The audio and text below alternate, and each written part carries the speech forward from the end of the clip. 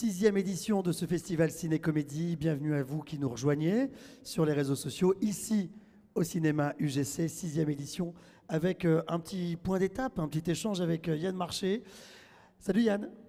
Salut José. Tu es le directeur du festival Ciné-Comédie. Quand je disais point d'étape, c'est que là, dimanche, à l'heure où nous sommes, dans quelques heures, c'est la clôture du festival Ciné-Comédie, 6e édition. Point d'étape, comment s'est passée cette édition 2023 ?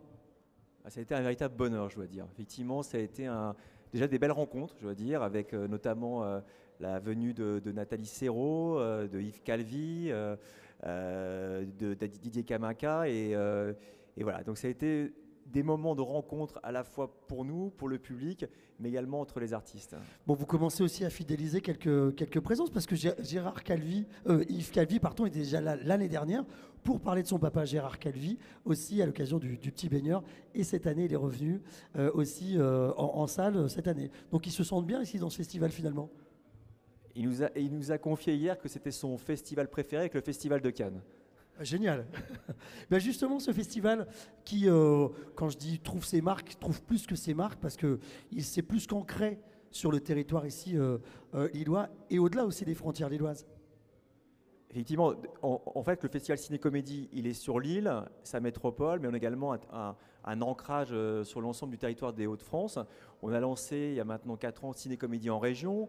On a fait une édition, une résonance Ciné-Comédie à Lens et Liévin en mai dernier. Donc voilà, donc la comédie se déploie, on va dire, sur l'ensemble du territoire. Et Dieu sait si, mais on le dit chaque année en fait, hein. Dieu sait si on a besoin de rire. Donc en fait, c'est transverse et c'est égal à toutes les époques finalement. Il y a des choses un peu plus tristes qui arrivent, etc. Mais on a besoin de continuer de rire. Et la comédie, heureusement, revient chaque année aussi avec le festival Ciné-Comédie. Juste avant de revenir sur l'organisation, parler de cette orientation artistique, ce travail qui est fait avec Jérémy Imbert et toutes les équipes du festival. Avec cette année, l'honneur à Michel Serrault, la rediffusion pour le festival d'ouverture, pour l'ouverture du festival de la Cage aux Folles. Comment il s'est fait ce choix? Ça faisait un petit moment que vous vouliez lui rendre hommage, je crois. Michel Serrault, c'est vraiment un des grands génies de la comédie. C'est un acteur incroyable, donc il faisait partie justement de notre panthéon de la comédie. Et donc on avait évidemment très envie de lui rendre hommage. Et puis là, l'occasion était réunie. Jérémy a rencontré Nathalie Serrault. Il avait très envie de lui consacrer une exposition. Et voilà, elle a dit banco. Ça permettait, c'était la toute première exposition consacrée à Michel Serrault. Donc déjà, c'est un événement en soi.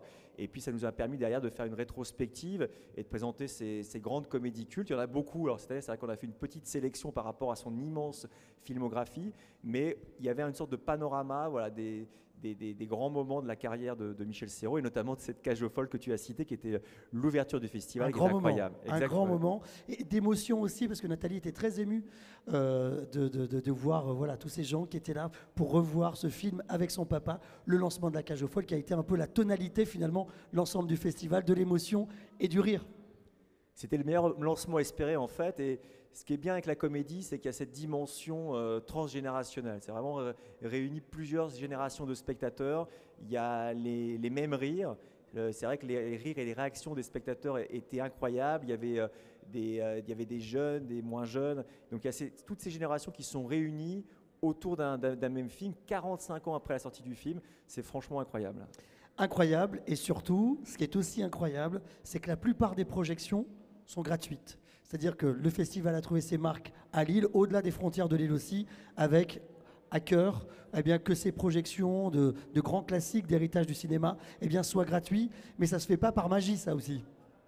Oui, il faut un petit peu d'argent quand même pour faire un festival, oui. Donc on a des partenaires fidèles. C'est vrai que depuis la première édition de Ciné-Comédie en 2018, on a le soutien de la ville de Lille, de la région Hauts-de-France et de nos partenaires privés qui sont à peu près les mêmes depuis le début. Donc cette fidélité, elle est vraiment importante. C'est ce qui nous permet aussi d'avoir une stabilité sur le développement de ce festival. C'est jamais gagné, il faut toujours se battre, mais ça nous permet effectivement de rendre la plupart des projections gratuites.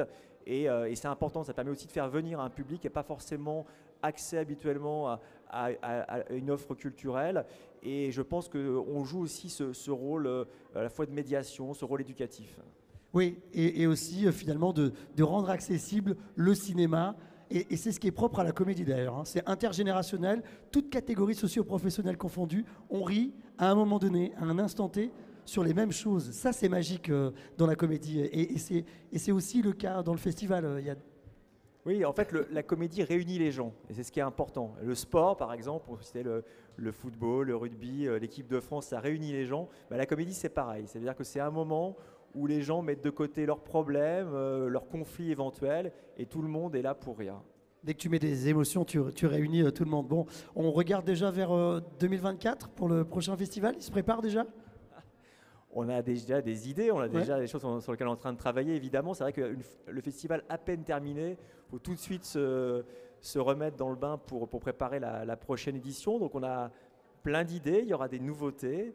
J'en dis pas plus parce qu'on est en train de travailler dessus, mais effectivement, voilà, on bosse déjà dessus. Pour terminer, j'aimerais qu'on revienne un petit peu sur le visuel chaque année avec le même artiste. Je veux bien que tu nous le rappelles. C'est presque devenu un objet collector aussi, l'affiche du festival Ciné-Comédie. Moi, je les ai tous. Hein. De toute façon, je n'ai pas encore celui de cette année, mais je les ai tous sinon.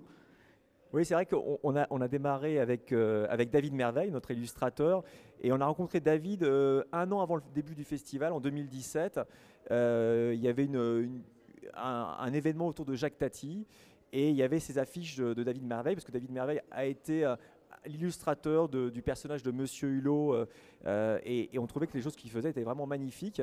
Et on lui a demandé, est-ce que tu accepterais de faire la première affiche du festival? Et il a dit oui, parce qu'en plus il avait très envie de faire des affiches avec Pierre Richard, donc ça tombait bien. Je dis bah Parce voilà. que la première année, c'était Pierre Richard, qui est toujours parrain d'ailleurs du Et festival. exactement, et si on regarde bien l'affiche, il y a toujours un petit Pierre Richard dans toutes nos affiches, et c'est le cas d'ailleurs cette année. Ah oui, il est là, je le vois, je l'ai trouvé. Cherchez-vous aussi. Merci beaucoup Yann. Il y a un petit clin d'œil toujours à notre parrain. Ouais, il est là quelque part, ouais. Merci beaucoup Yann, rendez-vous l'année prochaine pour la prochaine édition 2024 du Festival Ciné-Comédie. Merci José. Merci.